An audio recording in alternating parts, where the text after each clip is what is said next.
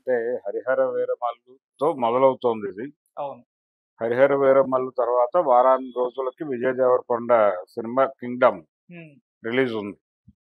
అంటే ఈ 1 week gap సరిపోదు 'హరిహర వీరమల్లు'కి అనే అభిప్రాయం కొంతమంది మాట్లాడుతున్నారు. అంటే అది కాంకర్ చేస్తుంది చాలా బిగ్గర్ రేంజ్‌లో అనేది ఒక అభిప్రాయం చాలా మందిలో ఉంది.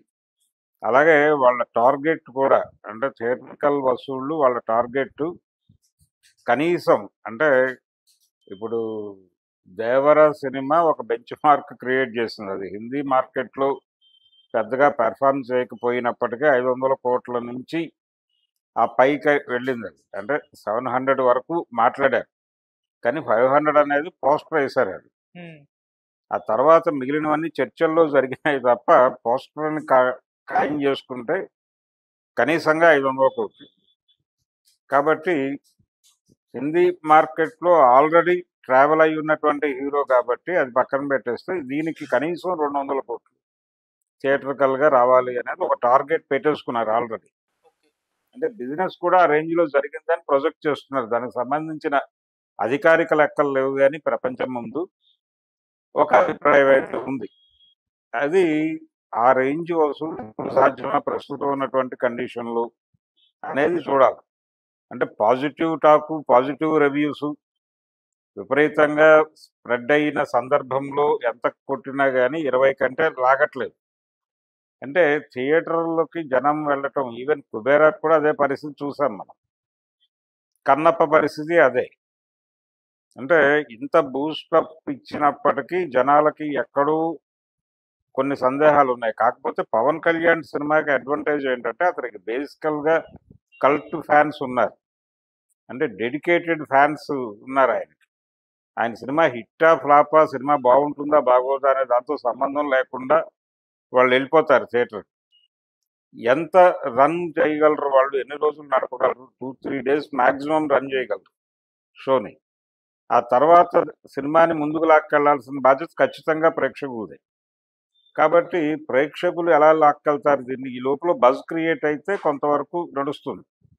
ఎంత నడిచినా 10, 15 రోజులు థియేటర్ల దగ్గర ఆ హడావిడి కనిపిస్తే తప్ప వాళ్ళనుకున్న మార్కు రీచ్ అవ్వదు. ఓకే. అందుకని ఈ 10 రోజులు కనీసంగా గ్యాప్ ఉండాలి. 15 రోజులు గ్యాప్ ఉండాలి. 14 రోజులైనా ఉండాలి. 1 వీక్ సరిపోదు అనే ఆర్గ్యుమెంట్ వెనకాల ఉన్న కారణం ఇది. చూడాలి. అంటే థియేటర్స్ ఇప్పుడు సినిమాలను కోరుకుంటున్నాయి. ఆకలితో ఉన్నాయి.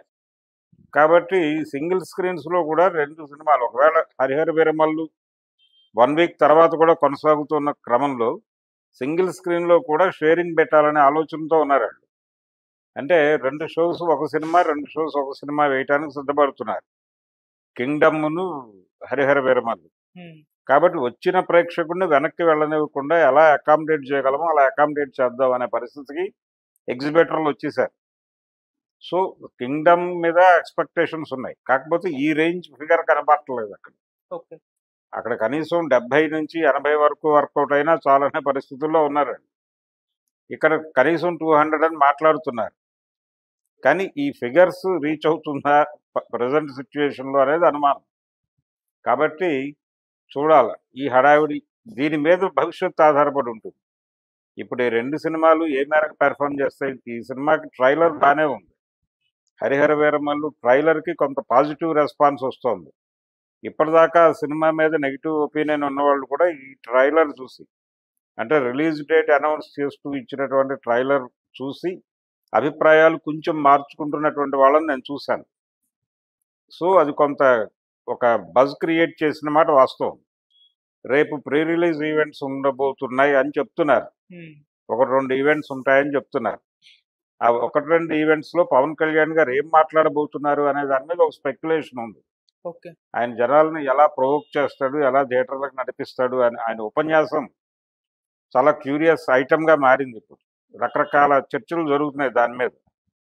కాబట్టి ఆయన ఎంతవరకు డ్రైవ్ చేస్తాడు జనాల్ని అనే దాని మీద కూడా ఆధారపడి ఉంటుంది. మోటివేట్ చేస్తాడు. ఆయన మోటివేట్ చేస్తాడనే కాన్ఫిడెన్స్‌తో హేమరత్నం గారు కూడా ఉన్నాడు. సో అదొక ఏరియా. ఈ 2 సినిమాలు నడిచిన తర్వాత నెక్స్ట్ బంచ్ ఆ 2 సినిమాలు రిలీజ్ అవుతాయి ఒకే రోజు.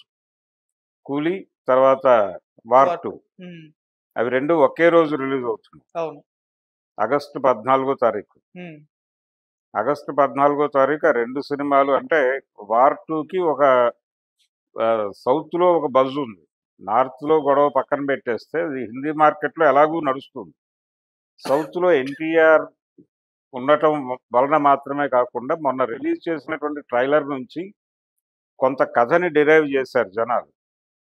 అంటే విలన్‌గా కనిపించబోతున్నాడా 'హృతిక్ రోషన్' అనే ఒక స్పెక్యులేషన్ నడుస్తోంది. వీళ్ళిద్దరి మధ్య యుద్ధం కేంద్రీకృతం అవుతుంది. అంటే స్పైగా మొదలైనటువంటి జీవితం ఇంకెక్కడో, ఎక్కడో కలిసిపోతాడు అతను. కలిసిపోయిన తర్వాత అతని ప్లేస్‌లో వచ్చినటువంటి సెకండ్ స్పైకి, అతనికి మధ్య జరిగేటువంటి యుద్ధమే ఈ వార్ 2. దీని కంటిన్యూషన్ కూడా ఉంటుంది అని చెప్తున్నారు. ఇది 3కి ఎక్స్‌పాండ్ అవుతుంది. కాబట్టి ఈ కథలో ఎన్టీఆర్ కీలక పాత్రే పోషిస్తున్నాడు అనేది మొన్నటి ట్రైలర్ ద్వారా వాళ్ళు ప్రపంచానికి బాగా అర్థం చేయించగలిగారు. కాబట్టి దానికొక బజ్ క్రియేట్ అయి ఉంది. ఎన్టీఆర్ ఫ్యాన్స్ అందరూ దానికోసం వెయిటింగ్. ఓకే. అందుకని అది థియేటర్లలో భారీగా పెర్ఫార్మ్ చేసే ఛాన్స్ ఉంది. ఎందుకంటే 500 క్రోర్స్ అనేది ఆల్రెడీ వాళ్ళకొక మార్క్ ఉంది. ఇందులో మేజర్ షేర్ సౌత్ ఇండియా నుంచి వచ్చింది. దాదాపు 350-400 వరకు ఇక్కడ సంపాదించిన డబ్బులే. అందుకని అదే టార్గెట్‌తో ఉన్నారు. అది ఫుల్‌ఫిల్ అయిపోతే అది సక్సెస్ అయినట్టే. హ్మ్. కూలీ దగ్గరికొచ్చేసరికి వాళ్ళు ఎటువంటి స్పెక్యులేషన్స్ లేకుండా నడుస్తోంది. కేవలం రజనీకాంత్ ఇమేజ్ మీద నడవాలి సినిమా. అందుకని నాగార్జున యాడెడ్ ఫ్లేవర్ అవుతాడు తప్ప నాగార్జున ప్రస్తుతం క్రౌడ్ పుల్లర్‌గా లేడు. ఆ విషయం 'కుబేరా'తో ప్రూవ్ అయింది. అందుకని రజనీకాంత్ భుజాల మీద ఉన్నటువంటి సినిమా.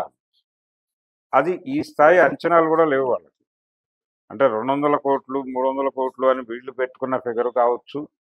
వార్ 2 వాళ్ళు పెట్టుకున్నటువంటి సౌత్ నుంచి కనీసం 400 కోట్లు అనే టార్గెట్లు ఇలాంటివేం లేవు.